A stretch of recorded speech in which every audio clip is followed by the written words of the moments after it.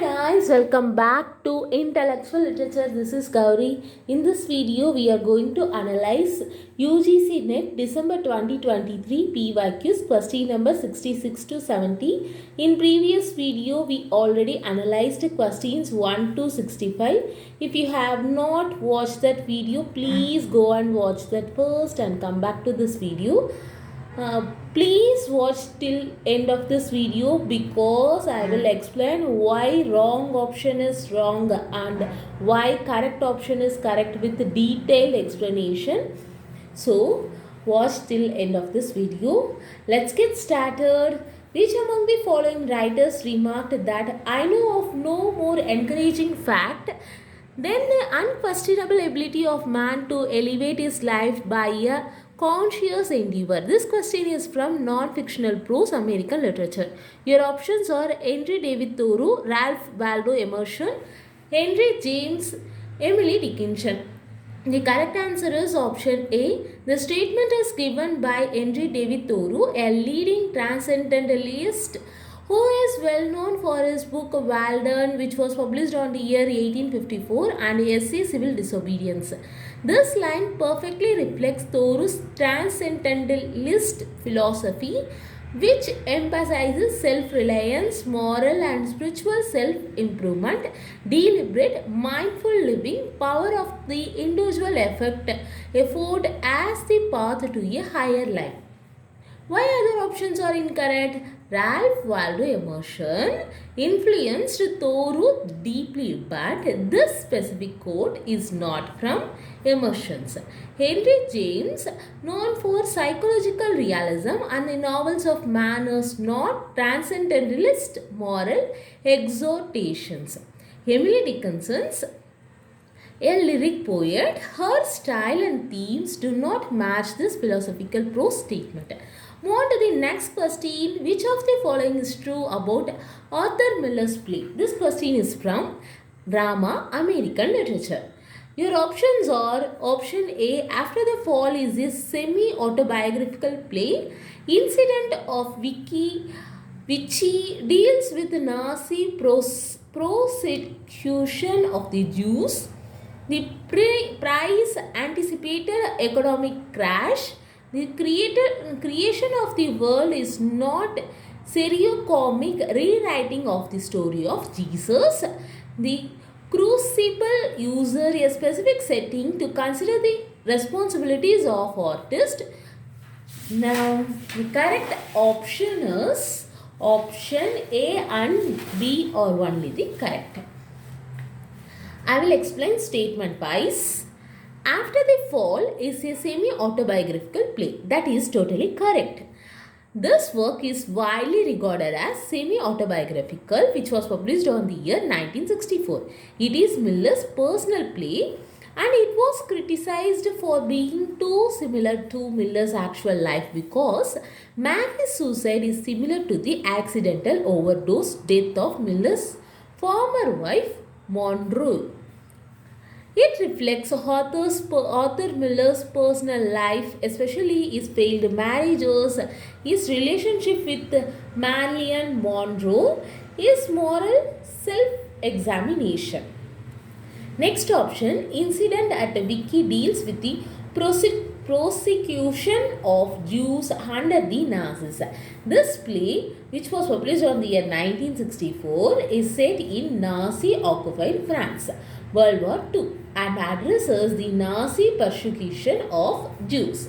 It focuses on the arbitrary arrest, interrogation, explores themes of moral responsibility, guilt, and resistance. Why other options are wrong?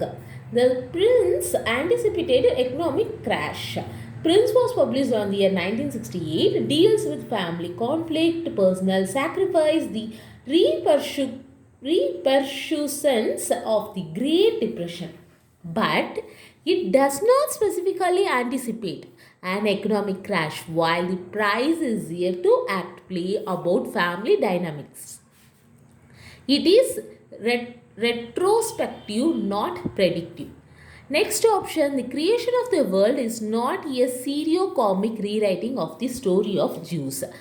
The creation of the world and other business is a seriochromic rewriting, but about Jews rather it tells the story of Adam and Eve.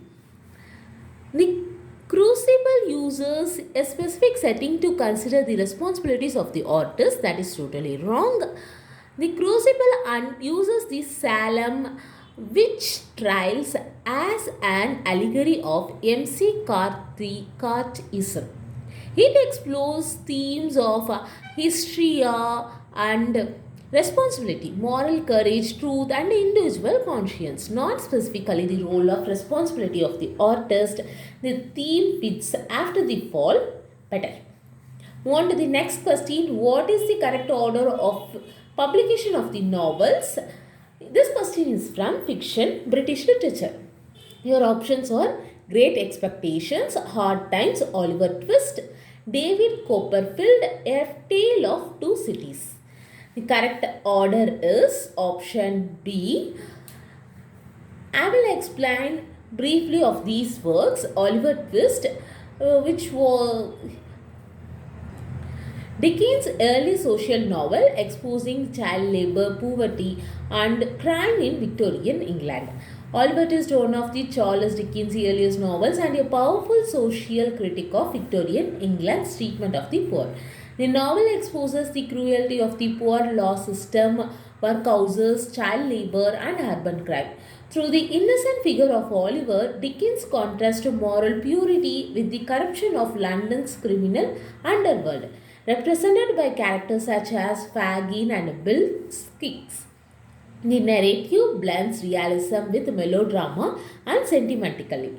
A hallmark of Dickens' early style, the novel is significant for bringing the lives of the urban poor into mainstream English fiction and for challenging middle class complacency toward social injustice. Next work, David Copperfield, a strong semi-autobiographical novel tracing the growth of its hero from childhood to maturity. Often regarded as Dickens' most personal novel, David Copperfield is a Bildungsroman tracing the psychological and moral growth of its protested from childhood to maturity. The novel draws heavily on Dickens' own life experiences, including childhood poverty, factory work, and struggles for self-improvement. Through a rich gallery of memorable characters such as Mr.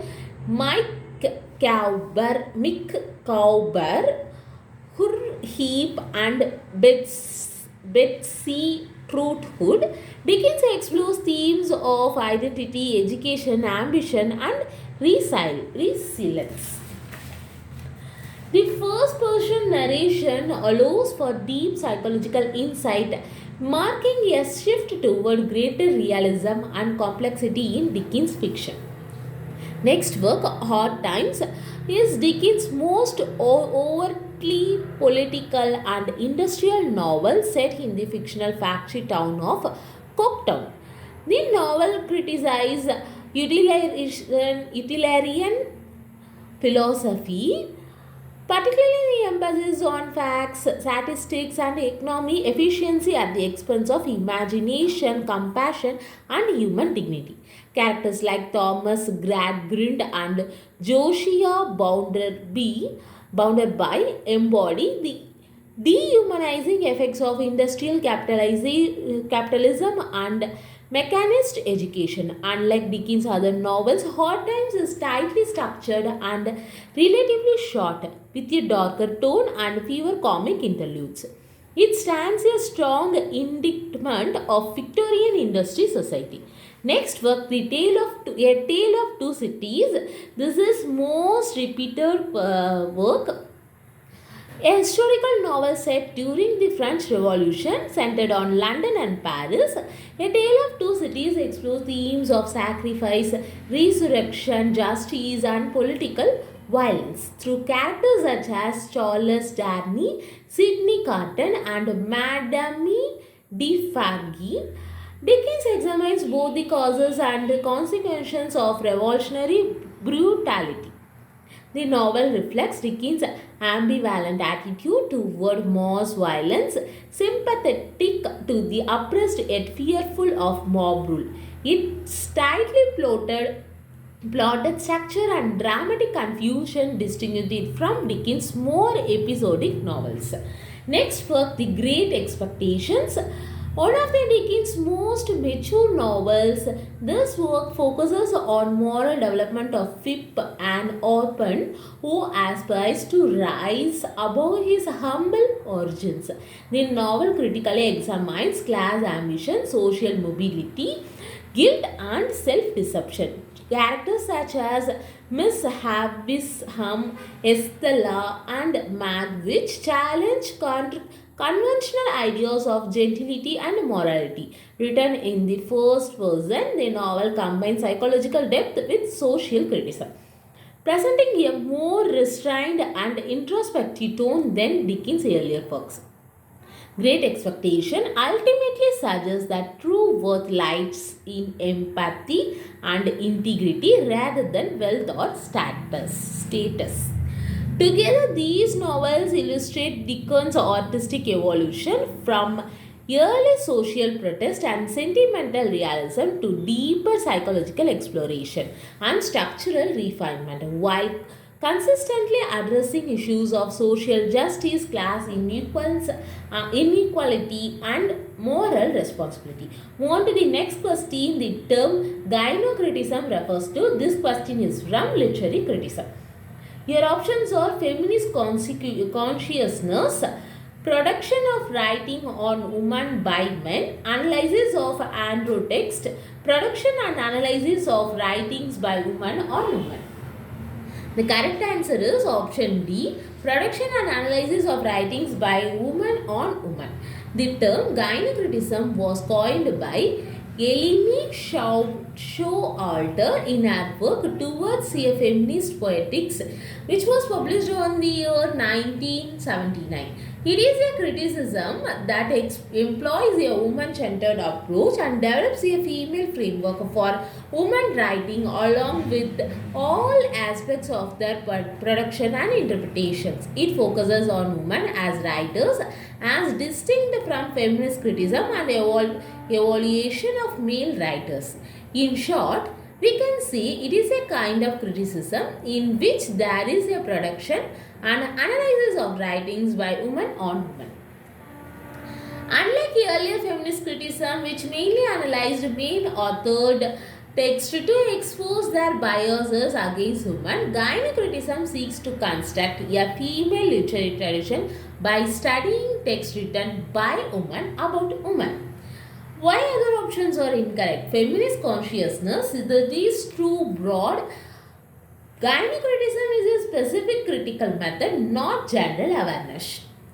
Production of writings on women by men. This refers to androcentric or male-authored literature. Next option, analysis of Andrew text. This is the earlier phase of feminist criticism, not gynocriticism. Move on to the next question. This is the last question of this video. Which of the following is false about Frederick Douglass? This question is from non-fictional prose American literature. Douglass' autobiography belongs to the tradition of fugitive slave narrative popular in North before the Civil War. He provides a first-person account of his life spent in slavery.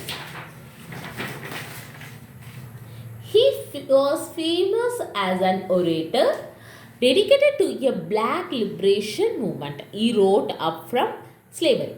The correct option is option D. He wrote up from slavery because this work is actually written by Booker T. Washington. Another prominent African American leader, Douglass did not write this work. Douglass' autobiography, particularly narrative of the life of Frederick Douglass, an American slave, which was published on the year 1895, is part of the tradition of fugitive slave narratives that were significant in the abolishment movement. His works provides a first-person account of his experience and his life spent in slavery, detailing the brutal realities and his journey to freedom. Douglas was indeed famous as an orator and was dedicated to the black liberation movement, advocating for the rights and freedom of African American. I closed here. Remaining questions, we will analyze upcoming videos in upcoming videos. In this video, we analyzed questions, question number 66 to 70. I hope you are all found this video helpful. If you like this video, click like button. Share your thoughts in comment section. I am eagerly waiting to see your thoughts, your comments. I eagerly waiting to read that. And share this video to your friends who really want this video, who are preparing for UGC NET examination. Okay, do subscribe my channel. Don't forget to subscribe my channel. This is Gauri from Intellectual Literature. Thank you for watching. Bye bye. See you on the next video.